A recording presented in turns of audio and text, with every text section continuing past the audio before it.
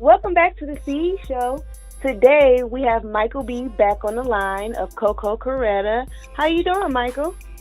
I'm fine. Again, thank you for having me on your show. I appreciate it. Yes, it's my pleasure. Last time I remember we left off, we were talking about the festival in Marcy, Brooklyn, where you were handing out T-shirts and giving back to the community. How does that work? Well, it was pretty good. I wound up giving out, over 30 T-shirts. It was a cross promotion between a program I'm working with called Stop Shooting, Start Living. As you may know, as a lot of people know, there's a huge epidemic of crime and poverty in certain neighborhoods in this country.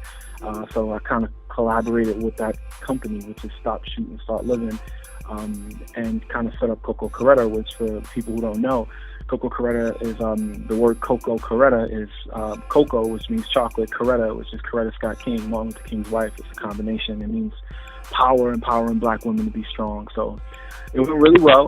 Gave out a lot of shirts, T-shirts, talked to a lot of people, got a lot of information, and just networked.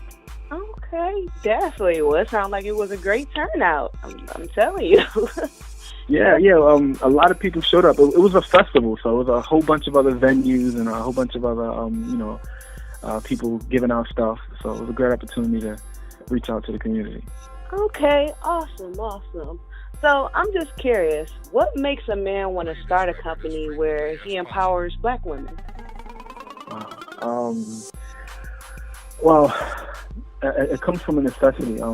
I grew up in a household where my mother didn't really have a father. She was on drugs. She was a victim of the crack epidemic that was specifically situated in black communities to kind of wipe them out in a sense. So she fell up into that, crowd. So it took her years to get off of that, get us out of foster care and bring us to church. And she did her best to help us by teaching us stuff in church. But, in a lot of ways, I got to a point where I kind of, got to the level of my mother or, surpassed her. So in a lot of ways, I'm still educating her in her black pride and what it means to be a black woman. So I'm kind of like my mother's father, not saying, I'm better or anything, but just I kind of wanted to go back and learn more about it. And she didn't have that father figure to teach her that. And on top of that, I recently adopted my two nieces. I told you this a little like before we were on the phone. I adopted my two nieces out of foster care who were young black women. And it's so important to me that they understand not only the beauty of this country, America, what she's supposed to stand for anyway, but the beauty of what, black history is, the thousands of years of culture and heritage. And I tell them this all the time. I was in China, and I was talking to a Chinese guy, and they're so conscious of their culture. There's like thousands of emperors they got to memorize. And because they're so conscious of their culture, and they have the second oldest culture in the world right after Africa, they loved African culture. So when you talk to someone from another country who's proud of their culture, they are kind of thrown off when you don't know your own culture, especially since they admire it. So I just try to, bring that to my mother and to my nieces and to my, family, so they can feel that pride, that power. So I wanted to do that because my mother didn't have a father figure herself, and now I'm a father figure to my nieces. So. Yeah, you definitely making a difference. I'm telling you, they need that. They need that strong, upbringing. That's really going to change their lives. Because, believe me, it's a lot of young girls that's out here misguided, and it's just due to their upbringing. They don't have the parents that explain the history and, actually take out time for that. They're just busy living in the present, and right.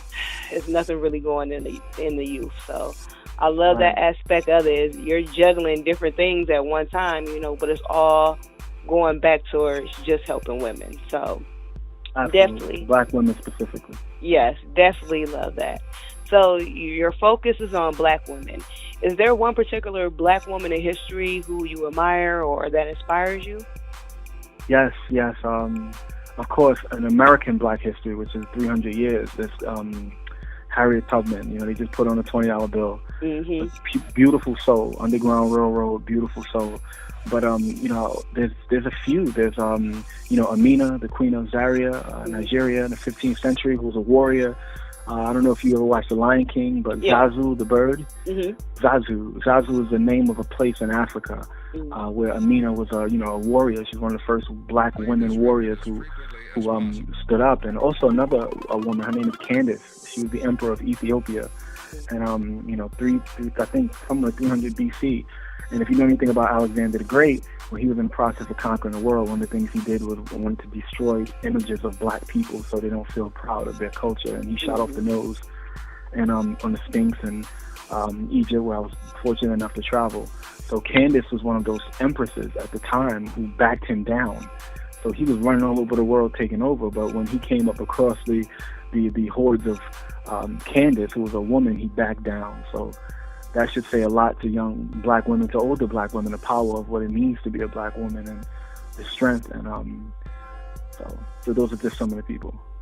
You hear that, fans? That's straight knowledge being dropped on you.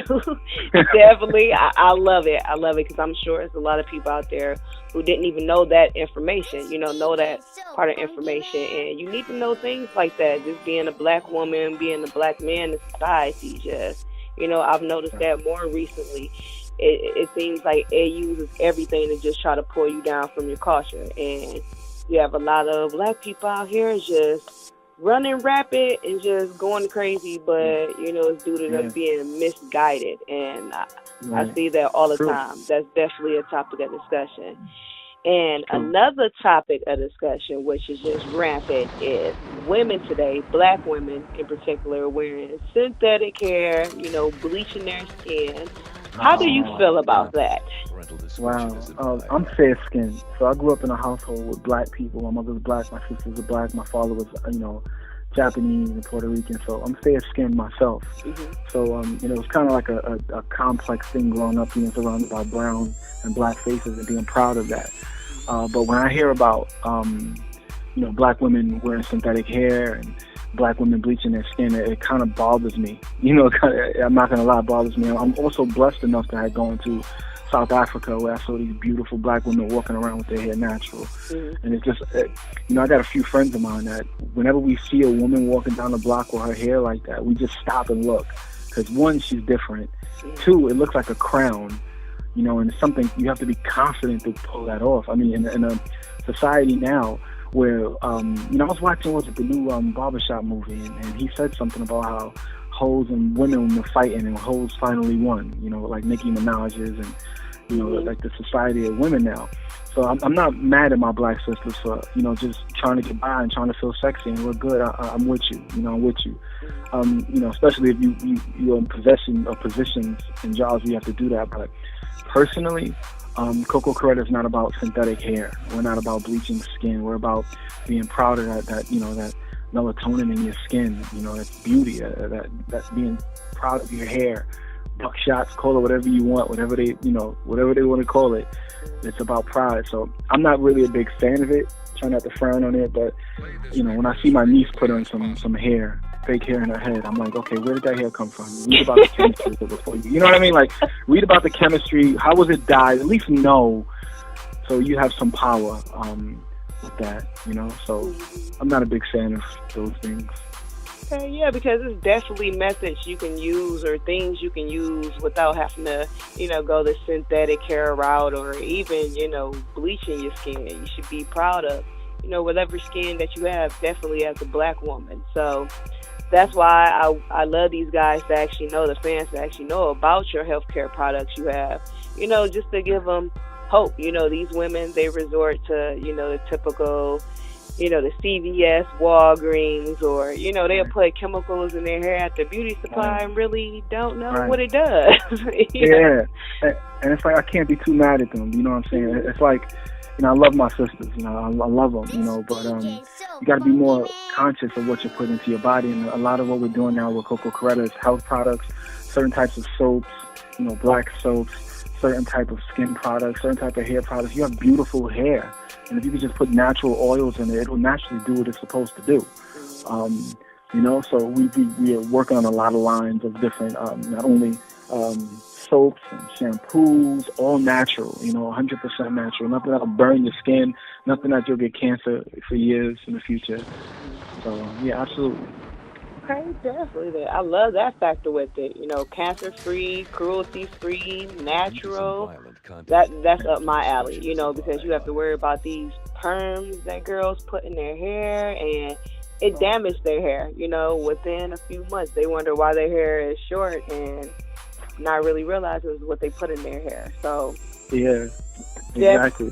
Definitely, I love that factor. You're actually providing, healthy products for Black women. The next thing I do remember, the last time we had spoke, you were talking about Tupac and his song, Dear Mama. Since today is his birthday, how do you remember Tupac? What do you remember about his legacy? And, how does his legacy affect Coco Coretta? Tupac. Yeah, Tupac was a huge influence for me growing up. One of the first things I heard him say was the blacker the berry, the sweeter the juice. So that's not something he created. That's something that was before him. But, today's his birthday. He's a great man to me. What he stood for, what he died for, what he lived for. And everything was about his mother. He was proud of his mother. He had a tattoo of a, Nefertiti on his chest which symbolized Black pride and be a strong Black woman. So, so as far as, Tupac and how do I remember him, and how does his legacy affect Coco Coretta? It's just trying to further what his teachers taught him, from Marcus Garvey to Malcolm X to Dr. King. It goes on and on. To be proud of what you are, and if you're a white woman, you should be proud of that. You should be proud of your European heritage, and if there were some things that went wrong, you fix that, and you're Asian, you should be proud of that too. So I don't want people to hear this and think that it's, just a race thing.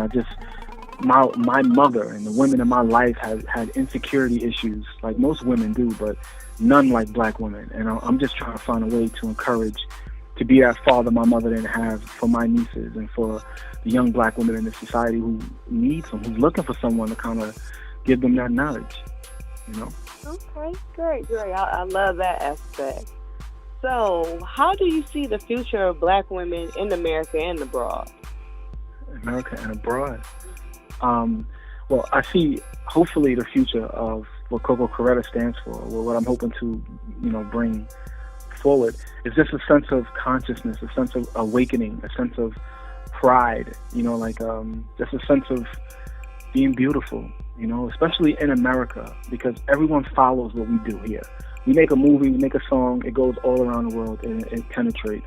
You call me a nigga, they're going to hear it in Japan, and they're going to call each other niggas because we said it, So if Black women are strong here, if Black women are proud here, that's going to infiltrate the rest of the world.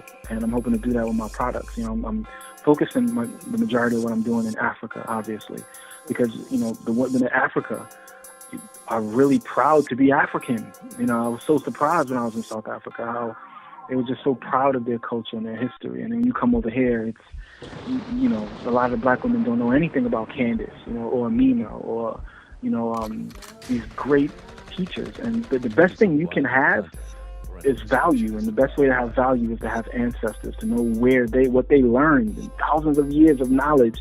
If you don't associate with that or connect with it, you're like poor. I was reading something I put on my Facebook page for Coco Coretta that when an old man dies, a library burns to the ground. So if one person lives to be 80 years and it's like a library, imagine what that times 50. And that's thousands of years, even more, of things that are passed down that we just don't even relate to or associate with. So I'm hoping that there's a sense of an awakening. The library of Timbuktu, how it was burned down, the first library on the planet, that everyone took books from and all this other stuff and took the philosophy and astrology and then started creating their own version of it. It's like one rapper starts a rap and 10 rappers come out after him. He's the originator. So hopefully that we have a sense of the original, and people go back to being proud of that instead of trying to catch up with something else. But definitely, I'm telling you, you're going to have a lot of people blowing off some history books and learning that they have to, because I'm telling you, it can change a viewpoint of a lot of Black women, Black people in general today, just if they knew certain things, because some people just really don't know their worth, when it comes to the Black community. And like I said, that's why I think they do what they do, but it's still people out here like you, the fans who's actually listening, who want to see the Black community succeed. So definitely, I love that factor. I know you mentioned before, but just for the fans who are new, what's the best way to contact you? Social media networks? How can they get in contact? The best way is to just go to the website, Coco, Coco Coretta, Coretta.com. That's Coco Coretta, Coretta. Or type in my name, Michael Corey Bao. I also have another brand, Corpreme, which is a brand I do with music and I rap. I've traveled all over the world doing that, 6 continents, 23 countries. And in the process, I was able to talk about Coco Coretta. So there's Coco, Corpreme, there's other brands, but the best way, CocoCoretta.com.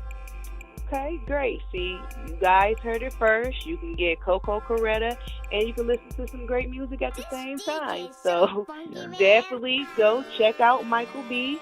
Michael, it's been a pleasure as always. Thank you for taking out time, being on here, and dropping some knowledge on us. I love it. I know the fans are going to love it. So thank you so much. It's been a pleasure. Thank you so much. I look forward to speaking to you again. All right. Take care. Take care. Bye-bye. Bye-bye.